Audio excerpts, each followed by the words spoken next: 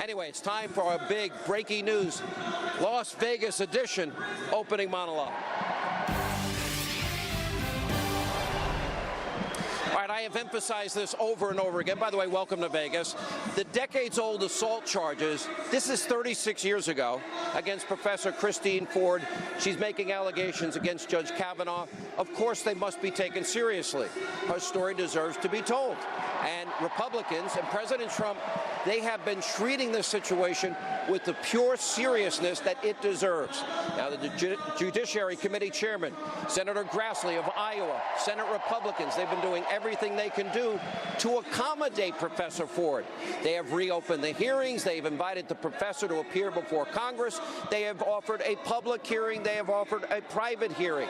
They have reached out by phone, email, and more for background. They even offered to fly Senate staff anywhere within the United States to meet Ford for a private interview. So far, Professor Ford, her left-wing lawyer, have not agreed to any of this. And according to an email obtained by the Washington Post, she definitely will not appear before the committee on Monday, but may be open to a later date if the Senate agrees to her terms. We're going to watch this unfold. Now, meanwhile, Judge Kavanaugh, well, he's already testified, by the way, under threat of perjury. He's agreed to testify wherever, whenever, under oath, in front of you, the American people. In fact, he's agreed to testify this coming Monday. But Democrats don't seem to care. They have thrown a principle we hold so dear, due process, the presumption of innocence, out the window. They've already convicted Kavanaugh based on one allegation. And according to them and the mob rule by which many on the left are governed, Kavanaugh is guilty just by an accusation. This is dangerous for every American. And according to them, he has no right to be believed at all. Not even a right to be heard, according to Senator Gillibrand. No right of the presumption of innocence. This is not the American way. Watch this. The Senate shouldn't simply rely on hearing two conflicting accounts and decide, well, we're okay with not knowing, we're okay with the fact that we might be putting someone who committed attempted rape on the Supreme Court of the United States. I believe her. Listen, first of all, anybody who comes forward at this point to be prepared to testify in the United States Senate against someone who's being nominated to one of the most powerful positions in the United States government, that takes an extraordinary amount of courage. Not only do women like Dr. Ford, who bravely comes forward, need to be heard, but they need to be believed. They need to be believed. I just want to say to the men of this country, just shut up and step up. Do the right thing. Let me just say right at the outset, I believe Dr. Ford. I believe the survivor here. There's every reason to believe her. She has come forward courageously and bravely. I believe her. I stand with her. And do you hope she shows up on Monday? Do you hope that she testifies? I don't think she should be bullied into this scenario where it's a he said, she said. It's a sham hearing. And I don't think she should participate in it. They have all taken sides. They've all made a decision. They don't even want to give Judge Kavanaugh an opportunity to give his side, taking cues from their allies in the Democratic Party, the corrupt mainstream media in this country, in what is a disgusting, despicable display. They have now picked up their pitchforks, their torches, and they're convicting Judge Kavanaugh based on an accusation. No presumption of innocence from your left-wing destroy Trump media. Take a look. What you're seeing is this stealth intimidation campaign. I really think that's what's going on here, is to send a message to Professor Blasey that the world is aligning against you, or at least the power structure of the world is aligning against you. I am blown away. Before I saw this stuff, I'm like, oh, come on, what could be in this guy's yearbook? Like, a little nonsense? This is sick stuff. Right. The Devil's Triangle in your yearbook forever and ever? These people in Congress right now, in that Senate Judiciary Committee, these white men, old, by the way, are not protecting women. They're protecting a man who is probably guilty. I can give a scenario for both of you that the Republicans will not like. The accuser, Dr. Ford, appears on television and gives her full story to a reporter, to an anchor person, and it's deadly. It's deadly, and they're stuck with this confirmation. I don't think they're going to be very happy with that scenario. It's definitely attempted rape. I I don't see it any other way. All right, not to be undone, the left-wing radical group MoveOn.org, they produced this ad full of celebrities. I love you too. Hi. Oh. Anyway, we're in Vegas. But they're all so more than happy to ignore the rule of law. They're rushing to judgment. They're politicizing this. They don't believe in due process. Let's take a look. Dear Professor Ford. Dear Professor Ford. Dear Professor Ford. We know how difficult it is to stand up to powerful people. We want to thank you for publicly sharing your story of sexual violence. As members of the Senate determine whether Supreme Court nominee Brett Kavanaugh should serve as a Supreme Court Justice. The Supreme Court Justice. This context is critical. The behavior you described was wrong. Wrong, and runs directly counter to upholding the law and promoting justice. He should not be confirmed. He should not be confirmed. He should not be confirmed. We can also imagine how shocking and overwhelming it must have been to have your truth shared on a national stage without your permission. You should be the decision maker about how your story is shared, if ever. We applaud your courage in coming forward for the public good. And we will be with you as you face the inevitable backlash. The inevitable backlash. The inevitable backlash. You're strong. You are strong. And you are not alone. You are a survivor. A survivor. A survivor. And millions of us have your back. You and your testimony are credible. You and your testimony are credible. You and your testimony are credible. We believe you. We believe you. We believe you. Signed, your sisters. Signed, your sisters. Signed, your sisters. All right, so the big question, what would happen if a conservative group came out and said those words, except they believe Judge Kavanaugh? They said Judge Kavanaugh is credible. Can you imagine the outrage from the left?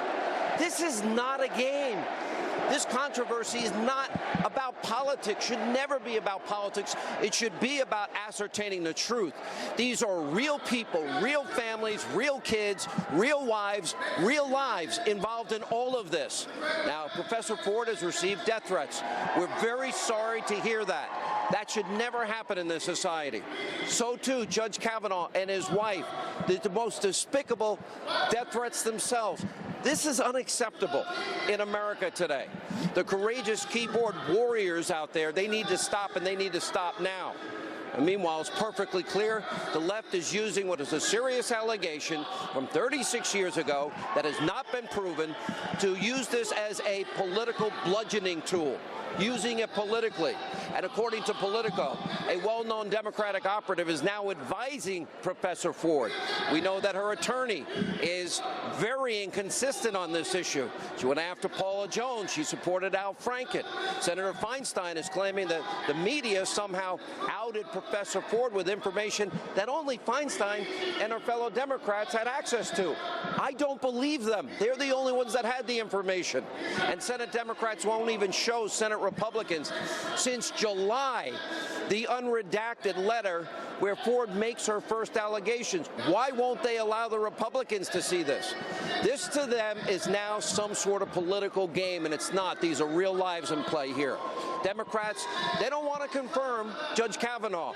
They never wanted him to be confirmed. We saw how they acted during the hearings. We see how they're acting now. Now, this is why every American has a right to be skeptical tonight. We know the Democratic Party. We know their track record on claims of sexual misconduct. It is beyond suspect. Now, take, for example, right now, not 36 years ago, Congressman Keith Ellison, he is the deputy chair, number 2 guy of the Democratic Party. In August, a month ago, his ex-girlfriend went public with claims that Keith Ellison, Congressman Ellison, physically abused her on multiple occasions, including one instance where she claims he violently dragged her through the house screaming, "Bleep, get out of my house." Now, despite these allegations, recently, a month ago, Ellison goes on to easily win the party's nomination to be the next Minnesota Attorney General. Now think about this. She claims he physically and mentally abused her over and over again. And guess what? Prominent Democrats line up in support, believe Kavanaugh's accuser. You're hard-pressed to find any Democrats standing behind Ellison's ex-girlfriend. That proves it's politics. Now, I don't hear from Kirsten Gillibrand, haven't heard from Kamala Harris, haven't heard from Adam Shifty Schiff. Virtually nobody. That means this is political. But there's more. Ellison's ex-girlfriend, she just tweeted that the entire Democratic Party, they wouldn't take her claims seriously, despite even a doctor's report indicating this abuse happened. Instead, she had to tweet out. The DNC smeared, threatened, and isolated her. And the DNC chairman, Tom Perez, well, he said that he's still proud that he made Ellison the deputy DNC chair. Do you not see the hypocrisy and double standard? So the DNC, Ellison, we've called them, they refuse to answer our repeated attempts for comment. Another Democrat that exposes the blatant double standard, he walks the halls of Congress. Look at him. There's Sherrod Brown of Ohio. Now take a look at this new political ad. It details the abuse allegations against him by his then wife. These are all court records. Take a listen. Now, Senator Sherrod Brown is facing his own Me Too movement from his past. These court records show sworn evidence that Brown's ex-wife accused him of abusing her. She said Brown assaulted her. A judge had to issue a restraining order. Later, she said Brown violated the court order, pushing, shoving, and bullying her. Brown claims it's a family matter, but his ex-wife, like other victims, has a right to be believed. This senator had to resign when evidence emerged he mistreated women. Why is Senator Brown different? Sorry, saying hi to people. So where are the Democrats? This is serious. Lining up against, I just got this thrown to me, by the way. Lining up against Senator Brown. This is a serious topic. Where are they? Now, without refuting any of those horrible claims, even his wife is supporting him politically, but that's up to her.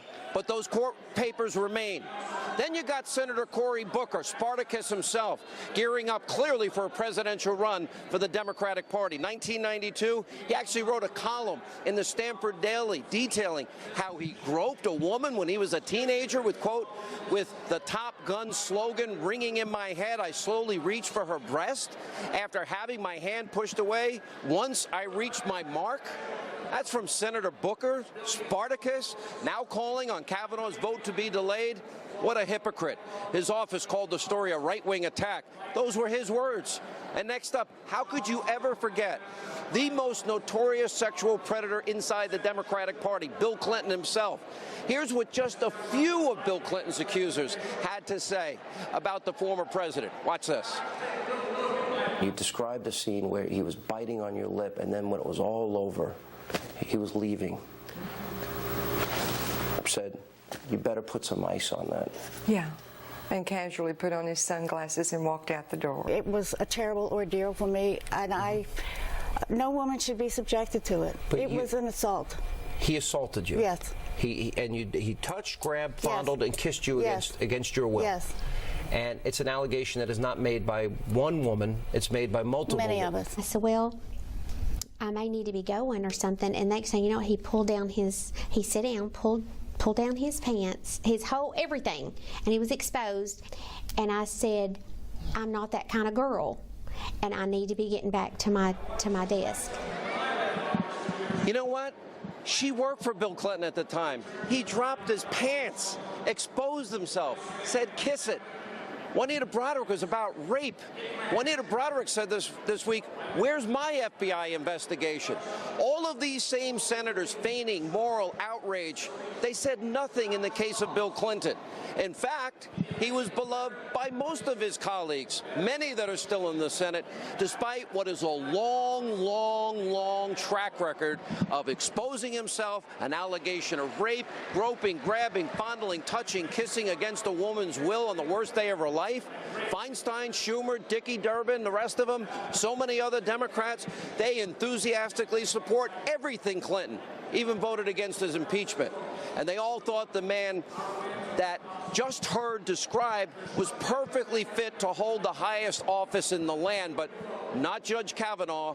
One instance, one person, no evidence, nothing from 36 years ago, and they rushed to judgment. There's no due process. And of course, in this particular case, an accusation is definitive. They believe, but they haven't heard from the other side. And I believe we have the presumption of innocence. They're ready to lock up Judge Kavanaugh and throw away every other key fact in his life in the last 4 decades. But when it comes to any Democrat, the party is more than happy to sweep those allegations under the rug, not take them seriously. The mainstream media backs them up every step of the way. They should be ashamed tonight, but they're not. Democrats are not the party of women that they claim. It's also the party of Clinton and Ellison and Weinstein and Weiner and others. We'll have more on this throughout the show, but we do have huge, big breaking news also tonight. The Hill's John Solomon, Sarah Carter also making a shocking discovery tonight. Even more struck texts and emails have been unearthed, and this time they're casting a suspicious light on the Obama administration. According to a text from January 3rd, 2017, Strzok texting Page, quote, he, like us, is concerned with oversharing, doesn't want Clapper giving CR cuts to the White House. All political, just shows our hand and potentially makes enemies.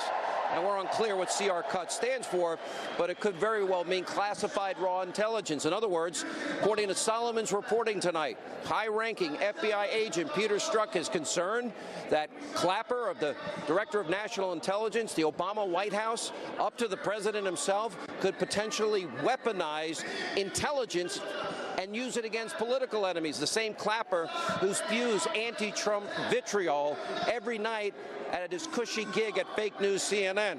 And by the way, these texts occurred during a critical time, less than 3 days before the intel community released a report claiming pro-Trump Russian interference in our elections.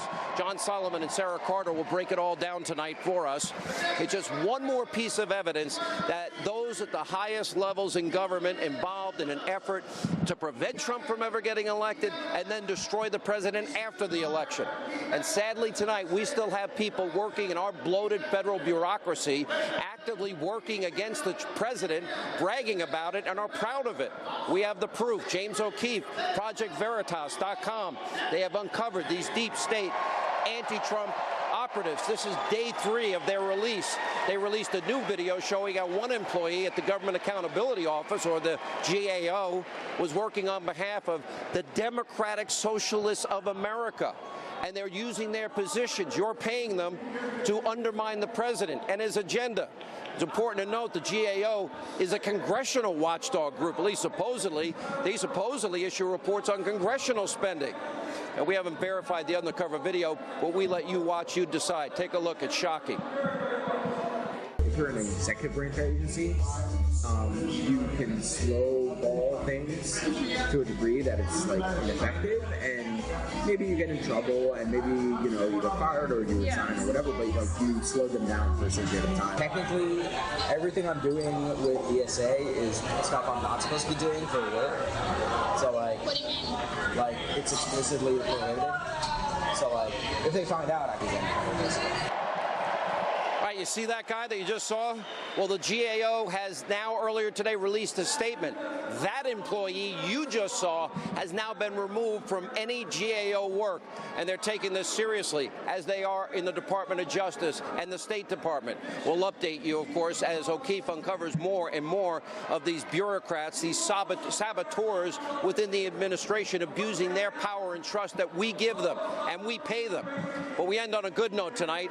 Our economy in this country is booming for the 3rd week in a row. Jobless claims have fallen to a 49-year low. In 47 days, when you go to the polls, it's important to ask yourself this question. Are you better off than you were 2 years ago? Is the economy better off? We have record after record low unemployment, 14 states, African Americans, Hispanic Americans, Asian Americans, 65-year low for women in the workplace. Youth unemployment is at a 59-year low. The Atlanta Fed is now predicting 4.7% GDP growth for the next quarter. This country is thriving, it's getting better, and in 47 days, you get to decide. The people here, they get to decide whether the good news continues. And And the wall is beginning to get built. And security has increased with Iran and North Korea. And, of course, getting out of the bad Iranian deal and tougher sanctions ever than we've ever had against Russia. Hi.